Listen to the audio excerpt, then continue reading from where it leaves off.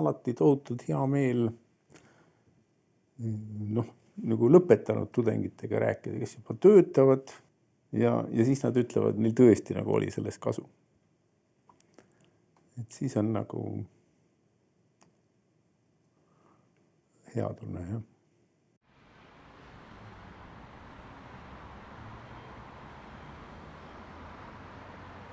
Kui midagi väga armastad, siis sa ei oskagi seda tegelikult öelda, miks sa seda armastad.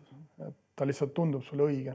Ja ma olen märganud iseennast kõrvalt vaadates klassi ees, et see tagasiside, mida ma õpilaste käest saan, kui ma annan edasi uusi teadmisi ja see nendes käivitab mingisuguse mõtteprotsessi, mingi samm edasi nende elus ja arengus, annab mulle väga palju jõudu juurde ja motivatsiooni, et seda jätkuvalt teha.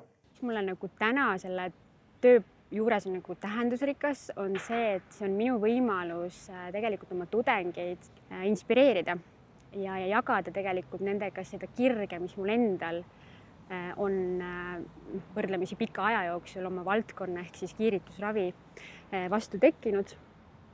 Ja mul on nagu hästi suur rõõm alati näha, kui tudengid või lõpetanud siis lähevad edasi võib-olla mõnevõrra siis inspireerituna äkki minust, lähevad edasi samalaadse või samasuguse pühendumisega ja armastavad seda, mida nad teevad, et seda on hästi südant soojendav näha ja mõelda, et äkki on nagu minul ka selles olnud mingi roll.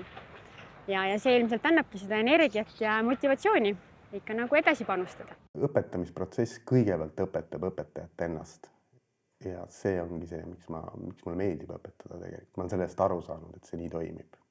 Et ma arvan, et see on tegelikult seotud väga hästi selle õppimise loogikaga endaga, et kuidas toimub õppimine.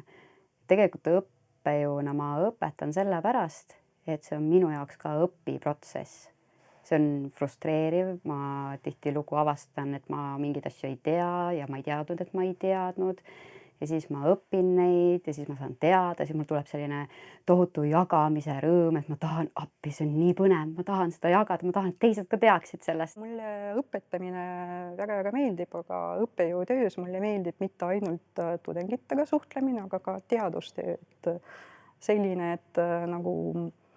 Selline koostöö võimalus, et sa saad inspiratsiooni noortest inimestest esiteks, teine asi, et sa arened kogu aeg ise, kuna pead ka teadustööga tegelema. Kui läheb hästi ja loengukursus õnnestub, siis tekib justkui dialoog tudengite ja sinu kui õppejõu vahel. Ja see dialoog on nagu kasulik mõlemale poolele. Et mina saan tudengitelt mingit mõtteainest, värsket vaadet käsitletavatele murredele ja probleemidele ja teemadele. Ja teistpidi ma loodan, et mul õnnestub ka nagu üliõpilastele jagada siis nagu oma teadmisi antud valdkonnas.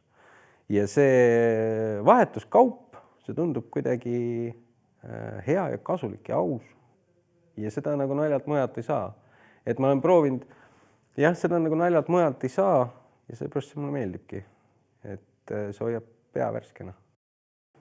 Ja. See on vist põhjus, miks ma seda teen ja miks ma seda armastan.